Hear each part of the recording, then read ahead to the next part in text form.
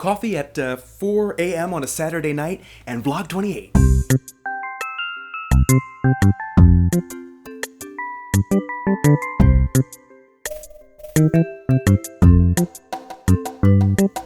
So tonight we are on the set of my very good friend Noah Ben-Ezra's new short film, Motel Blues. Tonight we're filming at the Pear Blossom Motel up about 60 miles north of Los Angeles, and we have the whole motel rented out for the night, which, by the way, is one of the coolest things about independent filmmaking and filmmaking in general, is that you get to use real locations like this and repurpose them for your movie. Tonight I want to show you what goes into making a short film of this stature. And one thing you should understand is that the only difference between this and a movie you might see at your local AMC is the amount of money in the budget. The way this film is being made is the way all films are made. A big budget blowout might have, more people on the crew, more freedom with time and locations and equipment, but all the necessary stuff is here, and it's left, like all films, to the actors, the story, the filming techniques, and the vision of the director. But let me introduce you to the crew. Let's check this out.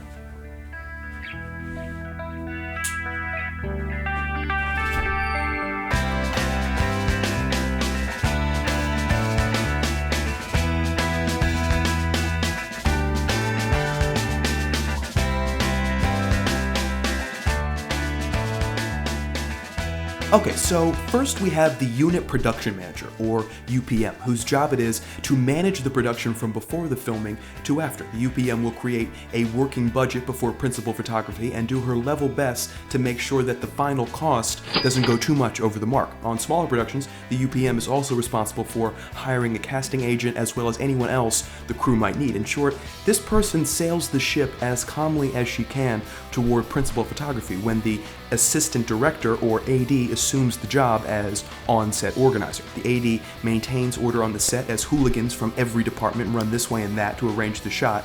The AD writes and sends out call sheets, which are schedules for the days of shooting, and the AD calls out necessary commands before the shot starts. It sounds sort of like this. All right, roll audio. Roll camera. Next, we have the sound recordist, quite possibly the most overlooked, underrated, and important job on an indie film set. It's difficult to communicate just how much sound determines the way we perceive a movie.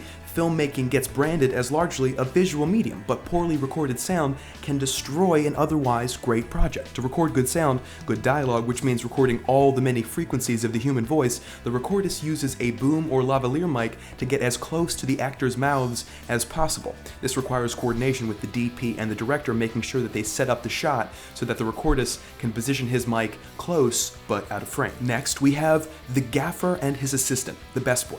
These gentlemen are responsible for lighting a movie, and as a film is essentially a combination of light and darkness, their responsibility is huge. Film lighting is exceedingly tricky because the camera lens sees differently than the eye, and the gaffer must understand that often irrational relationship between the two. When you have a talented one like our friend Justin here, who can work quickly to produce stunning images, you simply put up with his embarrassing personality. We got cheese, we got Colby Jack. Next, we have hair and makeup and the art director. Hair and makeup is responsible for making the actors look good, and the art director has that same responsibility for the set. The art director can take an otherwise bland space and create the appropriate mood with furniture, trinkets, whatever he can find. There's nothing an art director likes more than a thrift store full of other people's throwaway junk. Next, we have the assistant camera people, those quiet warriors who serve as the third, fourth, fifth, and sixth hands of the DP. The camera department must assemble the camera, attach it to whatever tripod or rig will be used for the shot in question, and perform that daunting and also underappreciated task known as focus pulling. See, a camera lens can only focus on one cross-section of space away from the camera, it being a large or small cross-section depending on the lens and the light. If either the actors or the camera is moving during the shot, the noble focus puller must, by soft adjustments of the lens, make sure the talent stays within the given cross-section, or depth of field. It's like a game. The most infuriating game ever created. All the work done by the gaffer, his assistant, and the camera department is done to satisfy the demands of the director of photography, or DP. Working closely with the director and being his first partner, the DP determines the shot, how it will be lit, how the camera will move, what the framing will be, all in an effort to serve the needs of the story. Everything a camera does is felt by the audience, and the DP must understand and manipulate the rules of composition that we might feel what the story wants us to feel. The DP directs our attention to what we need to see. The other job of the DP? Always make the actors look good. The actors supply the human element to a film. They take written characters and make them real for the audience to love or hate, whatever the story demands. They are subservient to the director, but often is the case that actors, being students of human behavior, find a way to present their characters which the director would never have thought of and which in fact serve his ends better. It's important therefore to give actors freedom to find what's real in the dialogue and action written for them. After all, the audience will never see the script. They will see the actors, and 9 times out of 10, the performances are what they'll be talking about on the car ride home. And finally, we get to the most important part of a film, the part on which everything else hinges. Craft services. Yes, where the food is. It's perhaps impossible to say what a film shoot can become if the crew is not satiated. It starts with whispers of maltreatment, whines and backtalk, sharp attitudes and shouting. Before you know it, someone is throwing a 1K at the director's head. For goodness sakes, feed your crew. If it's possible, spoil them. The respect and quality work you'll get in return will be worth it. And lastly, the director. Though a film might sometimes start its journey to the theater at the pen of a screenwriter, and though in unhappy circumstances it may end its journey with the discretion of a producer, there is no question that the artist of a film, the one whose vision the rest are trying to realize, is the director. In its purest form, a director plays all the parts I just mentioned, that of writer, director, and trump card holder.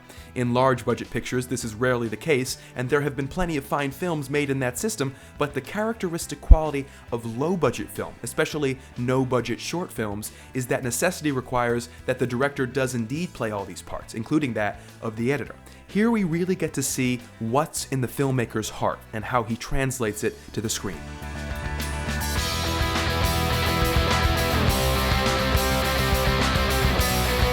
No air is escaping these sleeves. Like, I could be submerged and my arms would be dry. God bless America. God bless America. Korean. All right, we ready? You gonna shoot it? It's a gem.